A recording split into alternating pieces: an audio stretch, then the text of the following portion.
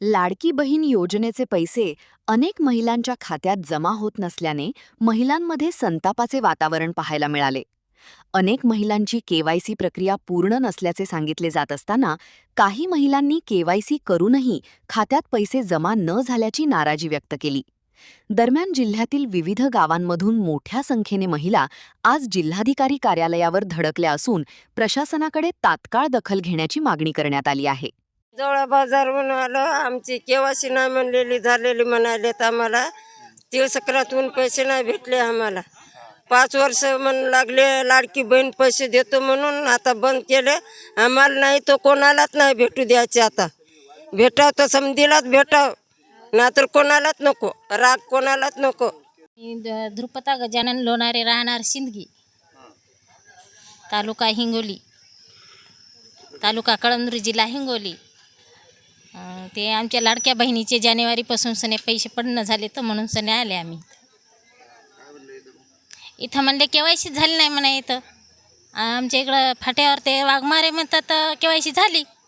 इथं आलं तर हे नाही म्हणा, इथं झालीच नाही म्हणा. इथं केवायसी तुमची बरोबर चुकीची झाली म्हणा. इथं केवायसी बस एवढंच आमचं काम आहे.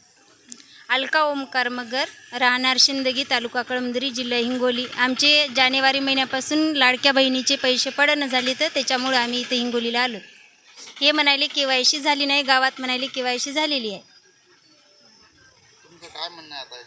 आता आमचं म्हणणं काय बा, पैसे पडतात का नाहीत आम्हाला? सगळ्या महिलाला पडायले, आम्हाला पडणं, तर असं एवढंच म्हणणं आहे, दुसरं काही नाही.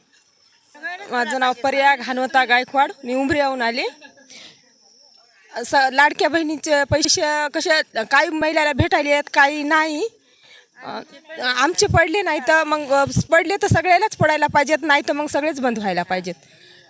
आम्ही आता जानेवारीपासून आम्ही वाट पाहिली, आम्हाला भेटले नाही. तर मग आता भेटतील का नाही हे काय माहीत नाही.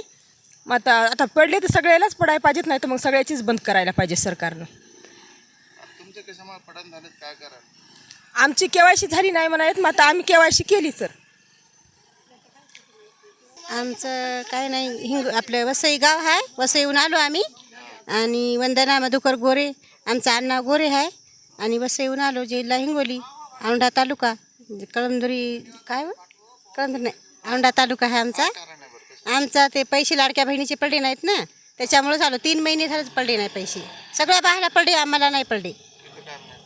इथं काहीच नाही आमचं. ते खातं चालू आहे सगळं. तुमचेच कसं काय पैसे पडले नाही म्हणजे?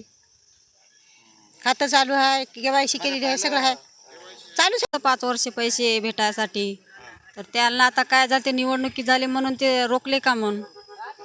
हो, म्हणजे मतदान बंद केलं करून ते सांगायला म्हणजे लाडकी बहिणीचे बी बंद करत आले आम्ही.